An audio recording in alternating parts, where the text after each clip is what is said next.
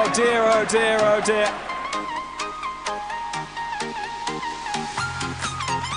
Zabica. Oh, the stumble there. Good heavens. Lucas Radensky all the way out of his area and then handled.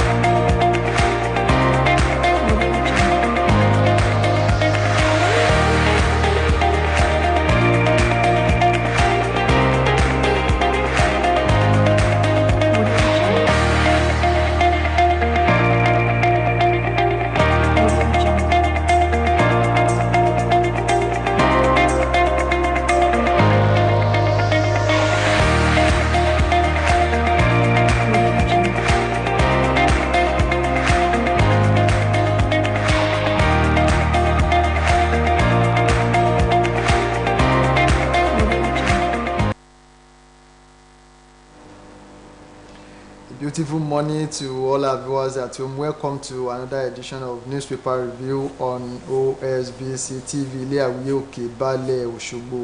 My name is Tajuddin Amadu. Of course, just like we always do on daily basis, particularly during the weekdays like this, where we bring to you headlines of newspaper. We have brought to you many newspapers this morning. The Punch is available. We have The Nation. We have Guardian.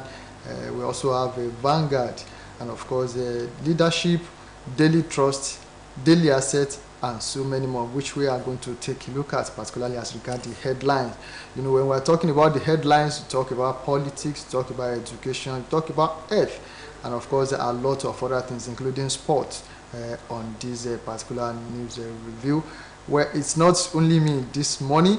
I have a guest in the studio from Fountain University, Osogbo. Mr. Kim Aziz Demola is this morning, and we shall be taking a look at the newspaper this morning, where I'm going to read out some of the major headlines. But before that, let me allow our guest to say good morning to all our viewers at home.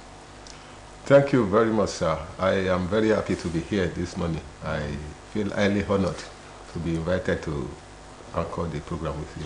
All right, thank you very much. And let's start with the first newspaper of today, just like we used to do it. We start with the Punch newspaper. The Punch newspaper, let's take a look at the headline. The headline says, supplementary elections, APC, PDP battle for 2 governorship, 94 legislative seats.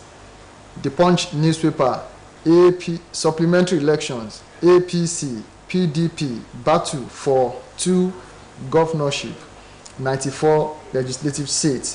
With these riders, Atiku mobilizes support for PDP candidates. APC backs Binani to upstage Fintiri. And also another rider there, we have IG Alice fear of voter intimidation, deploys personnel in 2,660 polling units.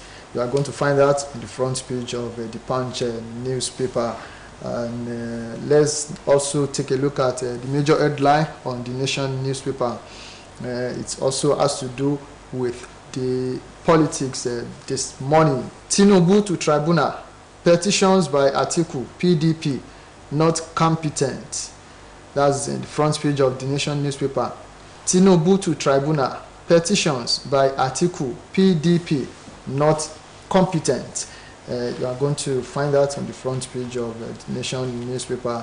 And also the Sun newspaper, the major headline there also has to do with politics in Nigeria. In Daily Sun newspaper, saying polls, Tinubu, Atiku continue bitter war. That's it's on the front page of Daily Sun. Polls, Tinubu, Atiku continue bitter war.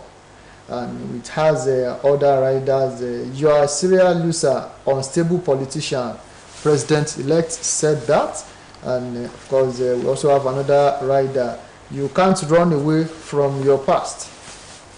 As fires PDP presidential candidate, that's Atiku. Of course, there's also a bitter war anyways between the two of them. But also on the front page of that newspaper, that's Daily Sun, we have something to talk about the economy, particularly as regards the CBN's activity. We have this: CBN to mop up funds in dormant accounts.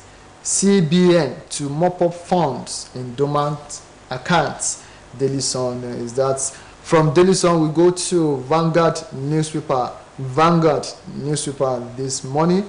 Also another headline which has to do with politics, but we won't actually talk about that because we have read it in the two past newspaper. But let's also talk about another headline in the front page of the Vanguard newspaper. UK apologizes to Peter Obi for wrongful detention. UK apologizes to Peter Obi for wrongful detention. On the front page of the Vanguard newspaper, you are going to find that there. And in the Guardian newspaper this morning, Guardian newspaper, also it's politics, but it's different from the ones that we have talked about. This one is talking about the 10th Assembly will be inaugurated in June this year, and we have this: Senate presidency, Kalu Akpabio lead as South Justice for Lawan's seat. Kalu Akpabio lead as South Justice for Lawan's seat. That's on the front page of the Guardian newspaper. The Guardian newspaper of today, Friday. And let's go to Tribune newspaper. Tribune newspaper for today. Let's take a look at another headline there, which has to do with the recent building collapse in Lagos. We have this to say about that. Banana Island building collapse. Lagos government begins probe. 25 rescued, 8 on admission. Banana Island building collapse. Lagos government begins probe. 25 rescued, 8 on admission in the hospital. That will be found in the front page, on the front page of Tribune newspaper. And we also have Daily Trust, which is speaking about those girls kidnapped some years back, which says 98 Chibok school girls still in captivity 9 years after. 98 Chibok school girls still in captivity 9 years after. That will be found on the front page of Daily Trust newspaper. Daily Trust newspaper. And from that, let's take a look at the Friday Leadership Friday newspaper. Leadership Friday newspaper. We have this major headline: FG puts states on red alert over impending floods. FG puts states on red alert over impending floods. You know, the rainy season is actually on, and the FG is actually telling the public on what to do. We remember what happened last year in Nigeria, not only in the south, but of course in some northern parts of the country, where flood destroyed properties and actually killed some people. Let me now go back to my guest this morning so that we take a look at some of these major headlines one after the other. Of course, we have to start with politics.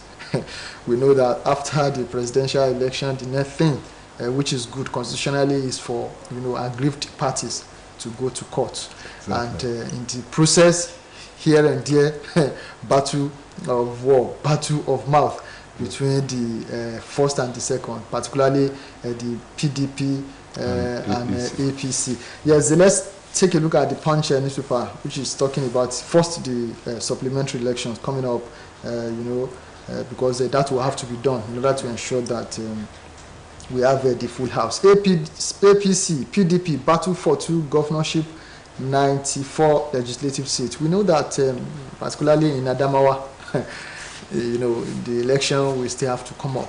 And then we knew that it was a female that was leading then, but later, the INEC actually revealed that the election will be suspended and it will be concluded. So what will you say about that election and, of course, the result?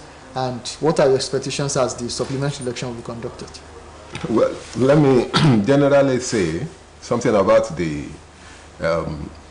headlines that you have read out. Okay. Most of which were about politics, and we should expect that to be the situation even after the inauguration on May 29th. Okay. And far beyond that, because politics is actually something that is uppermost in the minds of so many people. So it's not surprising that we have politics on the front pages of almost all the newspapers. Exactly. Back to the issue at hand, that is the election coming up on Saturday, the supplementary election on Saturday in Adamawa and other states across the country. First, it is quite intriguing that the election took the method it took. Okay. Because at a point, what we learned, what we were told was that Binani was far ahead. But I guess that must be the handiwork of fake news peddlers, which is a very big cankerworm that is in Nigeria presently. Not just in Nigeria, across the world. It is quite unfortunate. People announced the results exactly, even before the official announcement from the official announcement from. This is despite the fact that they've been warned severally to desist from that. But we won't allow that to disturb the actual thing that is supposed to be done. Okay. INEC has announced that the election was inconclusive. Whoever was leading or was not leading cannot just come out and say, I am leading. Yes. You have to wait until the supplementary elections are conducted and results are announced and a winner is declared. Okay, thank you. And before we leave Punch newspaper, let's talk about the CBN policy saying that CBN to mop up dormant account balances, unclaimed funds. CBN to mop up dormant account balances, unclaimed funds. We know the activities, particularly policies of the CBN in recent times. This is another thing coming up. How do you think this will affect people, particularly whose accounts are dormant in some banks? Well, it is still shrouded in some mystery. When you say an account is dormant, is it that the person, the owner of the account, is no longer operating it, or it does not exist any longer? That is what made the account to be dormant. That is left for the banks and the CBN to decide anyway. Okay. But for the CBN to decide to mop up these funds from these dormant accounts, I don't think this is the first time. I think they attempted it some years back, and the Bankers Union, they felt aggrieved, and they were like, this is our money, our customers' money. It is still more or less like ours. The CBN does not have the powers to just mop them up and use it for whatever. But the CBN is claiming that these funds are just there, lying fallow, not being useful for anything. Why not allow us to mop them up and use them for some profitable things for the generality of the people? Okay. This policy, I believe, is one that can actually help the economy if the monies that are mopped up are channeled to the right projects. All right, and thank you. Let's go to Daily Sun newspaper. Daily Sun newspaper, where we have to take a look at something related to the economy. We have this: poverty, insecurity situation in Nigeria worrisome. That's coming from the World Bank. Poverty, insecurity situation in Nigeria is worrisome. That's coming from World Bank. Of course, World Bank, they are monitoring situation in Nigeria, and we discovered that after election, we have seen, so many destructive activities of these bandits, terrorists. Exactly. So, and the World Bank is now giving a warning that, the situation of poverty, insecurity continue, to be, worsening in Nigeria? Yeah, it is worrisome, as stated by the World Bank. Whoever is not worried by the level of poverty in the country, stopped by the spate of insecurity in the country, is not living in reality. This is the fact of the matter on ground. And everybody should be worried. And it is a good thing that it is not just Nigerians that are worried. The whole world, represented by the World Bank, is actually worried on our behalf too. And because they know that any problem for Nigeria is probably a problem for the whole of Africa. One, because of our population, and because of several other factors. So we should be worried. And this is a wake-up call for the incoming president, the incoming administration, to make sure when they come in power, policies that are meant to alleviate the sovereignty of Nigeria, especially from the point of view of economy and insecurity, are what they push out first, so that the situation we currently are experiencing can be ameliorated and Nigerians can smile once again. All right, thank you. And let's go to the Vanguard newspaper. We are not taking a look at the major headline, which says poll, I defeated you, Tinubu tells you. But we'll take a look at the United Kingdom, the government, which says that UK apologizes to Peter Obi for wrongful detention. UK apologizes to Peter Obi for wrongful detention. We saw what happened, the presidential candidate of the Labour Party. But I think the laws in UK and the laws in Nigeria as regard, traveling, I don't know whether you can now say this is there is a bit of politics in this detention, brief detention. Let me call it that way. Well, first, I feel very sorry for Mr. Peter Obi for the experience he had during the Easter break. It's a very, very unpleasant one. But beyond that, of course, there is that tendency for people to insinuate some kind of underhand play by some people pulling some strings somewhere to actually teach him some kind of lesson. But sincerely, I do not subscribe to that. The claim by the authorities in the United Kingdom is that, was that there was somebody impersonating him and using his person to defraud other people. This is a very genuine reason to detain whoever. Sometime last year or early this year, Raymond Okwesi equally experienced the same thing. And I think it is the law. If it had happened in Nigeria too, to a non-Nigerian, I should expect that the matter be taken the same way, and no politics, no meaning, no other meaning should be read to the action other than that there has been somebody who has been using your personality to defraud people.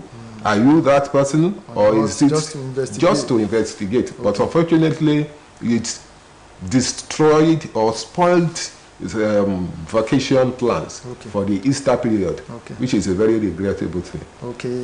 Yes, let's also talk about the 10th Assembly coming up, where we have this headline from the Guardian newspaper. Senate presidency, Kalu Akpabio lead as South Justice for Lawan's seat.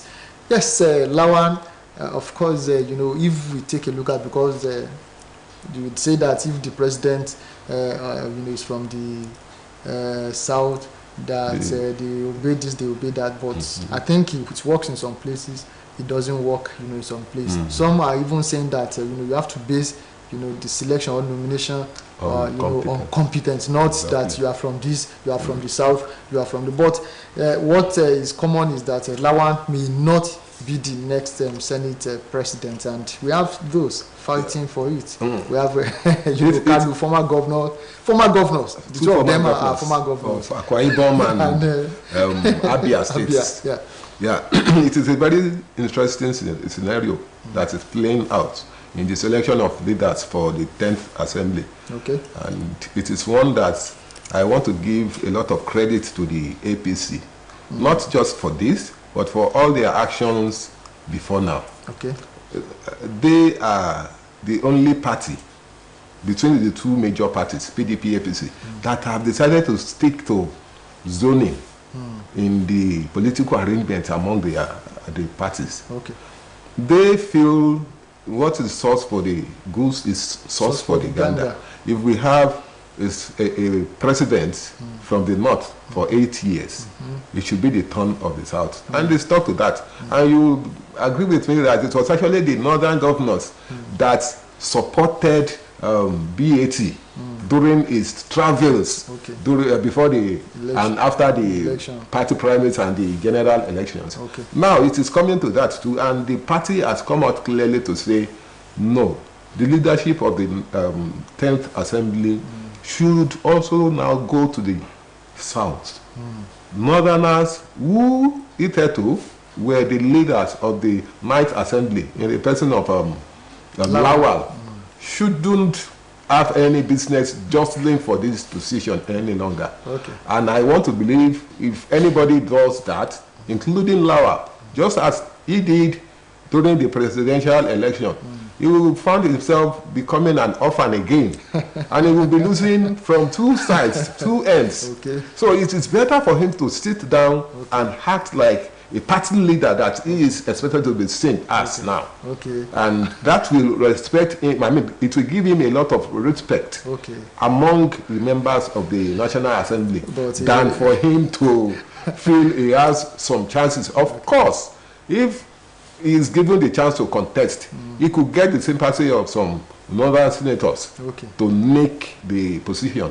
But the feelers I have is that the northerners, especially those of them who are in the APC, would want to abide by the party's injunction, and they wouldn't want to give it to him. And then between Akpabio and Kalu, it's another very interesting scenario. The Southeast is open and believing that, of course, we equally had the right to get the presidential ticket. We didn't get that. Now you should compensate us with the so are you not taking Kalu, who is from the Southeast? Yeah, Kalu stands a very good chance. Okay. But the odds are against him in the sense that a lot of people are of the opinion that the Southeast has not invested so much in the APC, and they shouldn't get as much as they are claiming they deserve to get from the political calculation. I mean, how much votes came from Abia or from the Southeast was the lowest compared to what Akwa Ibom gave to Akwa Ibom, Rivers and Cross River. Compared to that, these are factors that may tilt the whole thing in favor of Akpabio in the long run. But I don't want to rule out Kalu. He is a very deft politician. He knows how to move around his people. And he could also talk to Akpabio. We have just 2 minutes more, but let's talk about the building collapse in Lagos, where we heard that some people have died, while some are still in the hospital. But building collapse is very common, particularly in Lagos. This happened in Banana Island, and it's so sad. So, what's your reaction to the... It is quite surprising that a building collapse could happen in such a highbrow area like Banana Island. I expected that there is a very proper plan of everything in such an area. By the engineers, by the government, right from the land, the construction, materials used, contractors. But when I first saw the news, I felt, in fact, when I saw the video of the collapse, I was like, how did people know this was going to happen? For them to have captured it on camera, because it looked to me like an implosion, which should be a deliberate thing, like it was done to the Bank of the Industry building on Marina in Lagos during Fashola's time as governor of Lagos State. That was my first impression. But when other facts started emerging that this is actually a reality, it happened, and it is something disturbing. I felt bad.